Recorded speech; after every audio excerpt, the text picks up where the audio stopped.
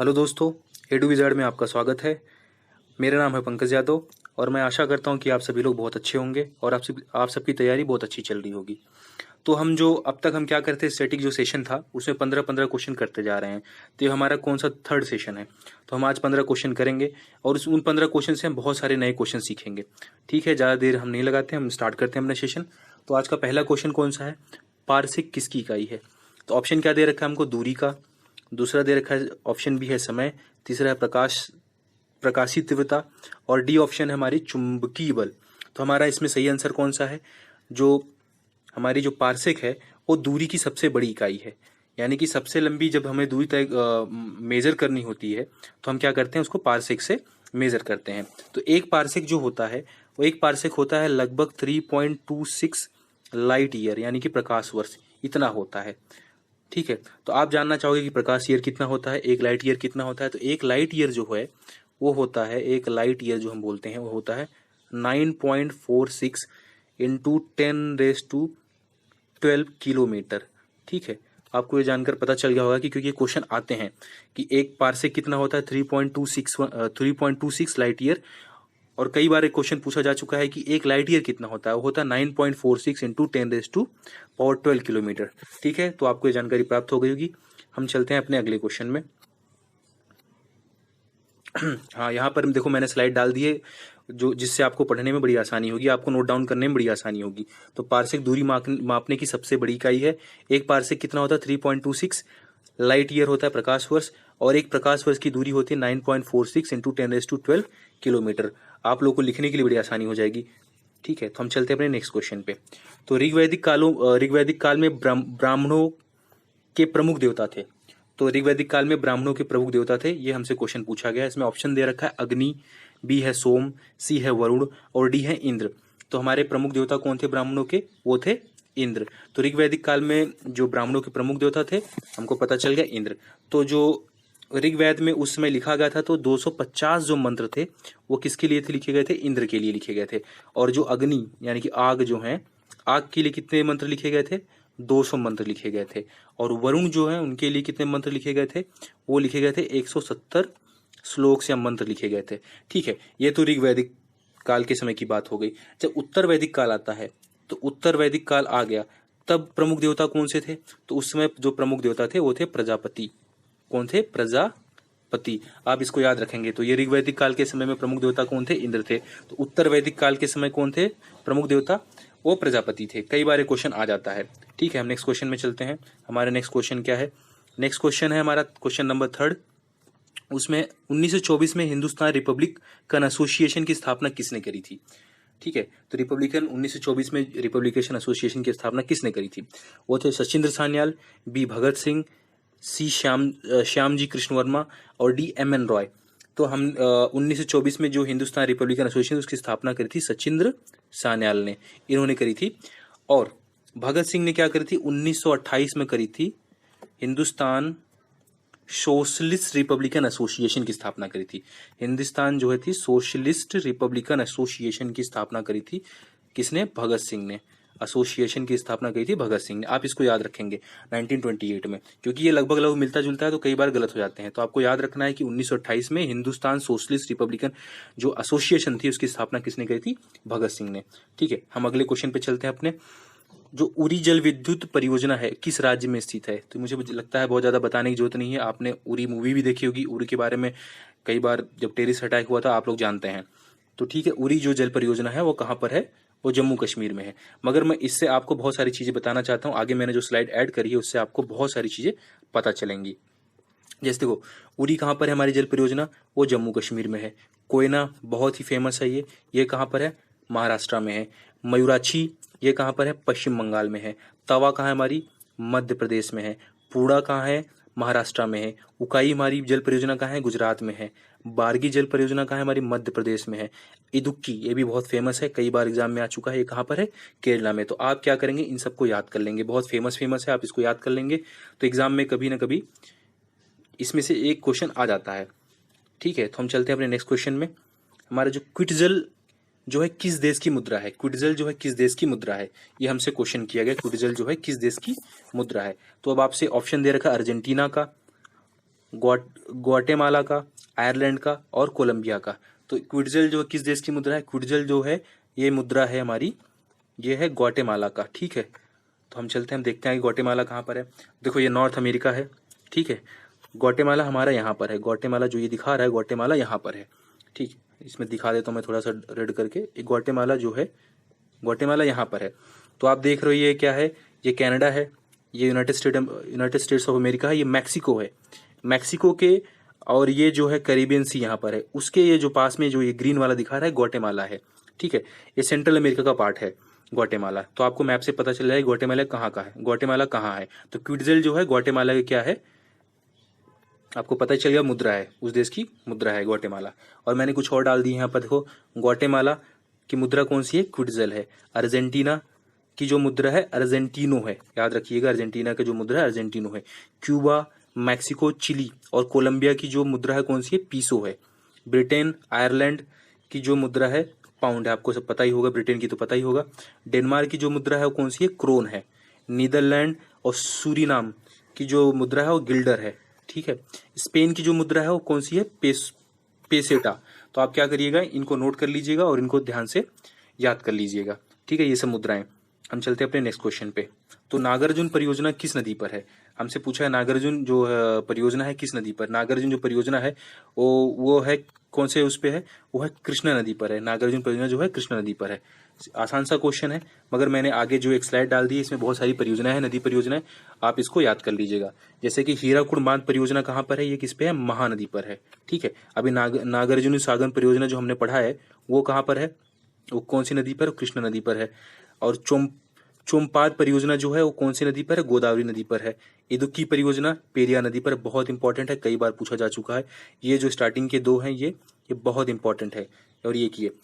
ठीक है, सतलज परियोजना ये चिनाब नदी पर है। राणा प्रताप महासागर परियोजना चंबल नदी पर है, ये भी बहुत इंपॉर्टेंट परियोजना है। ठीक है, तुलबुल परियोजना झेलम नदी पर है। और पचेत परियोजना किस पे है? दामोदर नदी पर है।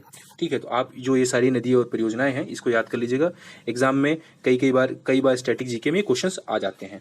ठीक है, हम चलते अपने नेक्स्ट क्वेश्चन पे। तो नेक्स्ट क्वेश्चन हमारा क्या है? राज्यों को भाषा के आधार पर गठित करने हेतु 1948 में प्रथम जो है आयोग का अध्यक्ष कौन था? जब राज्यों को भाषा के आधार पर गठित करा जाना था तो 1948 में जो गठित हुआ प्रथम आयोग भाषा के आधार पर उसको चेक करने के लिए, तो कौन उसका अध्यक्ष था? तो जस्टिस वांगचू, ये जस्टिस AM-C महाजन, जस्टिस AK धर, और उपरोक्त में से कोई भी नहीं। तो जो इसमें से थे वो थे जस्टिस AK धर। क्या कहे थे? जो रिटायर्ड जज थे, कहाँ के रिटायर्ड जज थे? हाई कोर्ट ऑफ इलाहाबाद के, इलाहाबाद हाई कोर्ट के रिटायर्ड जज थे। ठीक है, तो आपको जो पता चल गया होगा कि पहले जो अध्यक्ष कौन थे, वो थे जस्टिस SK धर। हम चलते हैं नेक्स्ट क्वेश्चन में। डॉक्टर BR अम्बेडकर ने किस मौलिक अधिकार को संविधान के हृदय तथा आत्मा की संज्ञा दी है? तो इसमें ऑप्शन देखो, A समानता का अधिकार, B है जो धार्मिक स्वतंत्रता का अधिकार, C है संवैधानिक संरक्षण का अधिकार, D उपरोक्त में से कोई नहीं। तो इसमें से जो ऑप्शन C है संवैधानिक संरक्षण का अधिकार, इसको क्या बोला डॉक्टर भीमराव अम्बेडकर ने? इसको बोला है भारत के संविधान का हृदय तथा आत्मा। क्योंकि देखो क्या होता है इसमें, मान लो आपके जो फंडामेंटल राइट्स हैं इसको कोई वॉयलेट करता है या आपको फंडामेंटल राइट्स का हक नहीं देता, तो आप क्या करोगे? कोर्ट्स के पास जाओगे, सुप्रीम कोर्ट के पास जाओगे, आप डायरेक्ट जा सकते हो आपका फंडामेंटल राइट्स अगर हनन हो रहा है या वॉयलेट हो रहा है। या आप क्या करोगे? हाई कोर्ट में जाओगे, आप वहाँ जाओगे तो आप बताओगे ऐसा ऐसा हो रहा है, तो उसके बाद क्या करेंगी सुप्रीम कोर्ट्स या हाई कोर्ट? क्या करेगी? रिट जारी करेगी, उसके ऊपर फिर संज्ञान लेगी, उसके हिसाब से काम होगा। अगर वो आपके फंडामेंटल राइट्स का हनन हो रहा है तो क्या करा जाएगा? जो हनन कर रहा है उसके ऊपर कार्रवाई होगी। ठीक है, इसके लिए इसको क्या बोला गया है? संविधान के हृदय तथा आत्मा की संज्ञा दी है इसके लिए इसको। ठीक है, हम चलते हैं नेक्स्ट क्वेश्चन में अपने। तो वयस्कों में जो है नेक्स्ट क्वेश्चन हमारा है, वयस्कों में श्वेत रुधिर यानी क्या बोला? व्हाइट ब्लड जो कॉर्प्यूसेल्स है WBC, और लाल रुधिर कोशिकाओं यानी कि रेड ब्लड कॉर्प्यूसेल्स का अनुपात क्या होता है? ठीक है, हमको पता है कि जो है हमारा RBC WBC से कहीं ज्यादा होता है। RBC हमारे ब्लड में बहुत ज्यादा होता है, WBC क्या होता है? कम होता है। तो RBC और WBC का यानी कि मैं ऐसे लिख रहा हूँ R और W जो है उनका अनुपात क्या होता है? उनका अनुपात होता है 600:1। यानी कि अगर आपका एक व्हाइट ब्लड कॉर्प्यूसेल्स है तो उसमें क्या होगा? 600 रेड ब्लड कॉर्प्यूसेल्स होगा। यानी कि हमारा आंसर कौन सा होगा? ऑप्शन A होगा। ठीक है, हम चलते हैं अगले साइड में। और यहाँ पर मैंने ब्लड से रिलेटेड कुछ आपको जानकारी दे दी है। जैसे जो भ्रूण में जब होता है, बच्चा होता है, तो ब्लड कहाँ बनता है? वो बनता है मीलोड्रम में बनता है। ठीक है, एक जो स्वस्थ मनुष्य है, एक नॉर्मल मनुष्य, एडल्ट जो आदमी है, उसके अंदर ब्लड कितना होता है? पूरे 5 से 6 लीटर ब्लड होता है पूरे ब्लड में। पूरे बॉडी में 5 से 6 लीटर क्या होता है? ब्लड होता है। और लगभग आपका बॉडी का वेट जो होता है उसका लगभग क्या होता है? 7% हमारे बॉडी में ब्लड होता है। ठीक है, और रुधिर का तरल भाग किस में होता है? रुधिर का जो तरल भाग होता है प्लाज्मा में होता है। ठीक है, हमारे बॉडी में कितनी प्लाज्मा पाई जाती है? हमारे पूरे ब्लड्स का लगभग 55% जो है प्लाज्मा पाई जाती है। और प्लाज्मा में क्या होता है? 90% जो है पानी पाया जाता है। ठीक है, तो और लाल रक्तकण संपूर्ण रुधिराणु का कितना होता है? जो हमारे पूरे ब्लड्स होते हैं उसमें कितना जो व्हाइट ब्लड कॉर्पुसेल्स होते हैं वो होते हैं 9% होता है। तो लाल रक्तकण केवल कशेरुकी प्राणियों में पाया जाता है। ठीक है, ये भी है। लाल रक्तकण में हीमोग्लोबिन नामक प्रोटीन पाया जाता है। हमको पता है लाल रक्तकण में क्या पाया जाता है? हीमोग्लोबिन पाया जाता है, जिसमें क्या होता है? आयरन भी मिलता है। देखो, हीमोग्लोबिन में क्या पाया जाता है? लोहा पाया जाता है। तो आप इसको पढ़ लीजिएगा, ज़्यादा इसमें बताने की जरूरत नहीं है, इसलिए मैंने डाल दिया कि आप लोग नोट डाउन कर लेंगे, एक बार रीड कर लेंगे सारा, नहीं तो बहुत बड़ा हो जाएगा इसको समझाने में। ठीक है, कार्बोरंडम क्या है? कार्बोरंडम है, इस उसके केमिकल नेम्स दिए हुए। कार्बोरंडम क्या है? तो कार्बोरंडम क्या है, इसको हम केमिकल्स नेम दिए हुआ है। तो पहला है कैल्शियम कार्बाइड और कैल्शियम कार्बोनेट। और थर्ड है हमारा सी जो ऑप्शन है, सिलिकॉन कार्बाइड। और ऑप्शन डी है सिलिकॉन डाइऑक्साइड। तो हमारा कार्बोराइड क्या है? हमारा जो कार्बोरंडम क्या है? हमारा कार्बोरंडम है जो सिलिकॉन कार्बाइड है। ठीक है, हमारा क्या है? सिलिकॉन कार्बाइड है। ये एक्चुअली एक तरीके से सेमीकंडक्टर होता है, ये सेमी कंडक्टर होता है ये। ठीक है, और कार्बाइड का काम क्या होता है? अगर हम काम इसका देखें, इसका यूज कहाँ होता है? इसका यूज होता है, मान लो इसका यूज क्या करते हैं हम? कटिंग में। बहुत हार्ड होता है, जस्ट लाइक इसको हम बोलें अगर हीरे की तरह हार्ड होता है, तो कटिंग किसी चीज को कट करने के, जैसे हम हीरे को क्या करते हैं हम? हार्ड होता है इसलिए कट करने में उपयोग किया जाता है। ठीक है, उसी तरीके से हम क्या करते हैं? कटिंग में करते हैं, ग्राइंड में करते हैं इसका यूज। और कभी कभी हम क्या कर किसी चीज को घिसने में भी इसका उपयोग करते हैं। तो क्या करते हैं? एब्रेसिव जिसको बोलते हैं, यानी घिसने में भी हम क्या करते हैं? इसका उपयोग करते हैं। तो आपको समझ में आएगा कहाँ कहाँ इसका उपयोग होता है। उसको क्या बोलते हैं? Silicon carbide. तो हम देखते हैं, और कुछ हमने केमिकल्स नेम रखे हैं इसमें से। कॉपर सल्फेट है, तो कॉपर सल्फेट को हम क्या बोलते हैं? नीला कशिश जो हम क्या बोलते हैं? Copper sulphate. जो सोडियम बाइकार्बोनेट जो होता है खाने का सोडा, आपको ये बहुत इंपॉर्टेंट, आप याद रखिएगा, खाने का सोडा को बोलते हैं सोडियम बाइकार्बोनेट। ठीक है, सोडियम बाइकार्बोनेट होता है खाने का सोडा। जो धोवन सोडा होता है, धोने वाला सोडा होता है, उसको बोलते हैं सोडियम कार्बोनेट। देखो इसमें बाई नहीं है, इसमें सोडियम कार्बोनेट, धोने का सोडा। ग्लोबर लवर जो होता है उसको बोलता है सोडियम सल्फेट। साधारण नमक हम तो खाते हैं जो NaCl सोडियम क्लोराइड, साधारण नमक जो हो गया। और हरा कशिश जो होता है उसको बोलते हैं फेरस सल्फेट, उसको हरा कशिश को हम बोलते हैं फेरस सल्फेट। जिप्सम जो हमारा है उसको बोलते हैं कैल्शियम सल्फेट। तो ये जो है केमिकल नेम्स आप याद रखिएगा, बहुत इंपॉर्टेंट है। आप एक बार एक एक करके इसे याद कर लेंगे तो आपको धीरे धीरे सारे याद हो जाएंगे। जैसे आज मैंने 5-6 बताए हैं, तो नेक्स्ट वीडियो में से मैं और कुछ इंक्लूड करूंगा, ऐसे ऐसे करके 5-5 4-4 5-5 याद करेंगे तो आप धीरे धीरे सारा आपको याद हो जाएगा। हम चलते हैं नेक्स्ट क्वेश्चन में। तो क्वेश्चन हमारा है, विश्व की पहली महिला अंतरिक्ष पर्यटक इनमें से कौन सी है? तो विश्व की पहली महिला अंतरिक्ष पर्यटक, याद रखिएगा क्या पूछ रहा है? विश्व की पहली महिला अंतरिक्ष पर्यटक कौन थी? तो ऑप्शन है सुनीता विलियम्स, कल्पना चावला। देखो ये सब तो एस्ट्रोनॉट थी। ठीक है, तो हमारा ऑप्शन है अनुसेह अंसारी, और इसमें से कोई नहीं। ठीक, तो हमारा आंसर क्या होगा? विश्व की जो पहली महिला पर्यटक थी वो थी अनुसेह अंसारी। तो हमको पता चल गया, हम आगे देखते हैं इसके बारे में और क्या जानकारी हमारे पास है। हमारे पास जैसे विश्व की पहले महिला पर्यटक कौन थी? अनुसेह अंसारी। इनको किसमें ले गया था? सोयूज जो TM9 जो गया था हमारा रॉकेट, उसमें इनको भेजा गया था। और विश्व का प्रथम अंतरिक्ष पर्यटक कौन था? डेनिस टीटो था। ये भी इंपॉर्टेंट है, आप इसको याद रखिएगा। जो विश्व का प्रथम जो अंतरिक्ष पर्यटक था वो डेनिस टीटो था। भारत का प्रथम अंतरिक्ष पर्यटक केरल के जो है संतोष जॉर्ज होंगे। और अनुसेह अंसारी जो थी, ये अनुसेह अंसारी ये क्या थी? ईरानी मूल की थी, यानी कि ये ईरान की थी। अनुसेह अंसारी कहाँ की थी? ये ईरान मूल की थी। आप इसको भी याद रखिएगा। ठीक है, तो हम चलते हैं अपने नेक्स्ट क्वेश्चन पे। कान की अस्थियों की कुल संख्या कितनी होती है? कान में कुल जो हड्डियां होती हैं, कितनी हड्डियां होती हैं? कान में कुल जो होती हैं हड्डियां होती हैं, कितनी होती हैं? 6 हड्डियां होती हैं। तो ऑप्शंस दिए हैं, हम देखते हैं आगे क्या है। कान में कुल कितनी हड्डियां होती हैं? 6 हड्डियां होती है। ये फसली नहीं है, पसली है। यानी कि जो पसलियों की हड्डियां होती हैं कितनी होती है उसमें, पसलियों में कुल 24 हड्डियां होती हैं। जो कपाल, हमारे सर के जो ऊपर कपाल होता है उसमें कितनी हड्डियां होती हैं, 8 हड्डियां होती है। बहुत इंपॉर्टेंट है, कई बार पूछा जा चुका है।